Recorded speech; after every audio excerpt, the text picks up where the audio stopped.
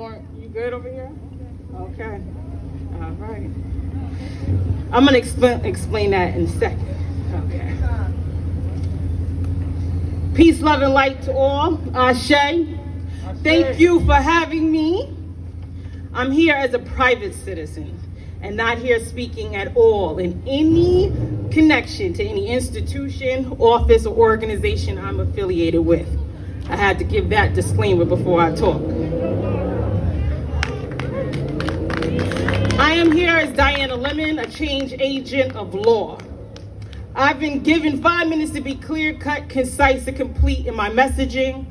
I wanted to write it out as to ensure nothing is missed in my emotional rawness of this moment. To that end, I wanted to be spiritually responsible for my people. Thank you, Lauren, for coming out and blessing the space for this moment, because if you don't know, if you didn't pay attention when I arrived, it was done. Before I start, I want to give honor to the ancestors known and unknown of police brutality and our ancestors of the cross-Atlantic slave trade. I am always, forever and a day, a master of ceremony. I'm going to call names of those we have lost due to police brutality. I'm going to ask for participation from this audience to say Ashe after each name, okay? For those that don't know, don't understand what Ashe means, it's the equivalent to amen, but with a little spice, a little okay? George Floyd, Breonna Taylor, Ahmaud Arbery, Pamela Turner, Eric Garner, Corinne Gaines, Trayvon Martin, Atiana Jefferson, Tamir Rice, Sandra Bland, Philando Castile, Chantel Davis, Oscar Grant, Walter Scott, Christopher Malone. Take a breath. Because you have a right to take a breath.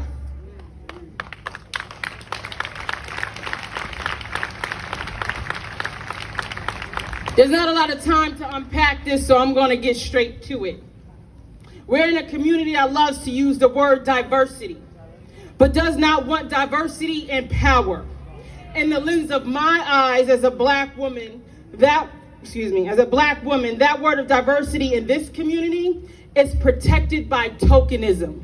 What do I mean by tokenism? In my words, those selected that are willing to follow the program.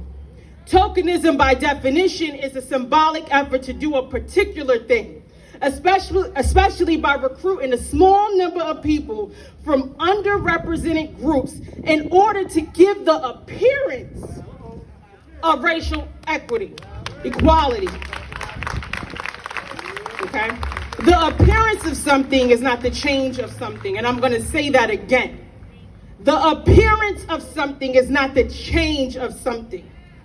What you're witnessing in this country as far as black oppression, racism against black people, and violence against black people is not disconnected at all from this community. We've seen it as the Ossining Village Board repealed the Emergency Tenant Protection Act, ETPA, just last year with the current mayor and next mayoral candidate. I need you to follow me. We've seen it in our schools with the most recent event that I can recall, dated in a letter from the superintendent October 31st, 2019, which is this academic school year. And I quote, "At the end of the school day today at Ossining High School, a custodian reported that he discovered a crudely drawn swastika and a partial version of the N-word scratched onto the bathroom wall in pencil." We've seen it in our policing by the 1998 shooting of an unarmed black man named Christopher Malone. Before it's mentioned that that happened 22 years ago, hear me clear, one is too much. Because for the Malone family, I'm without doubt, this pain is triggered with every shooting that happens in this country of unarmed black people that does not lead to conviction of their murdered loved one. So arsoning is not exempt on the list of killings that have happened in this country against unarmed black men, women, and children. And when you dismiss these moments and give minimal attention, it is an active participation of systemic racism, white privilege, and white supremacy, whether it be conscious or not.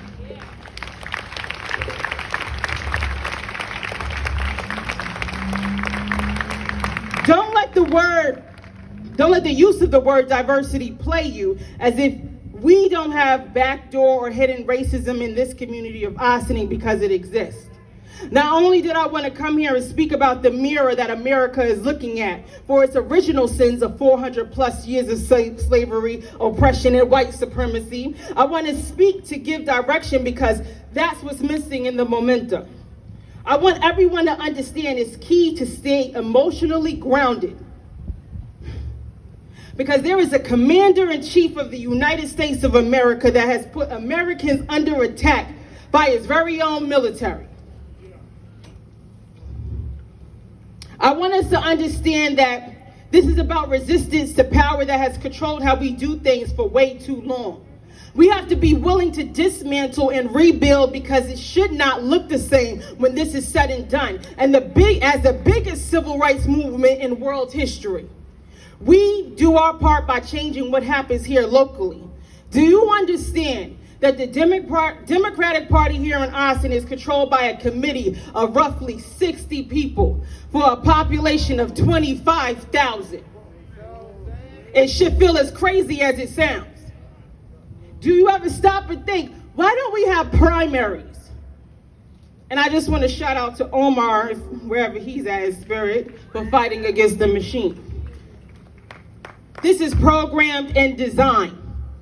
I know what I'm talking about, as I've sat in the room as a district leader myself that has voted against the recommendation.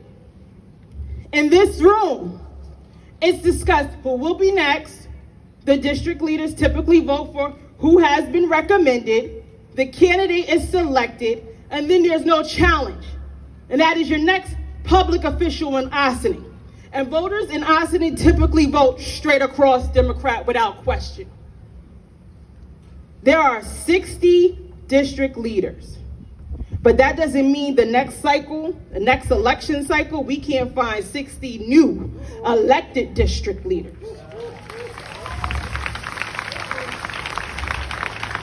We have to be willing to change. We have to be willing to imagine the America we want to live in and create it. Imagine with the almost $10 million budget that's put into our low crime community of Ossining, and a portion is used to build and sustain the youth bureau for our children to have somewhere to go instead of spring and broad. Could you imagine that? We have 8 Democratic candidates running for Congress for New York's congressional district for election 2020 in this district. Beyond supporting the fact that indeed Black lives do matter in chants, posters, and rhetoric, Black and brown people want to know how you're going to get rid of qualified immunity.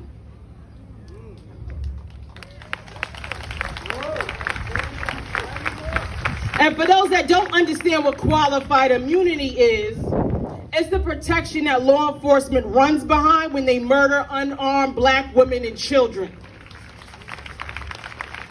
And I'm gonna close with this. Now, as an educated Black single mother of 3 that created, petitioned, lobbied, moved the New York State Senate Assembly to pass not 1 but 2 laws under my daughter's name that Governor Cuomo signed into law in 2019 and 2020.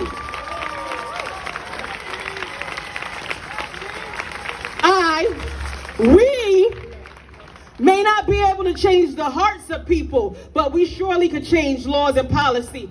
Thank you.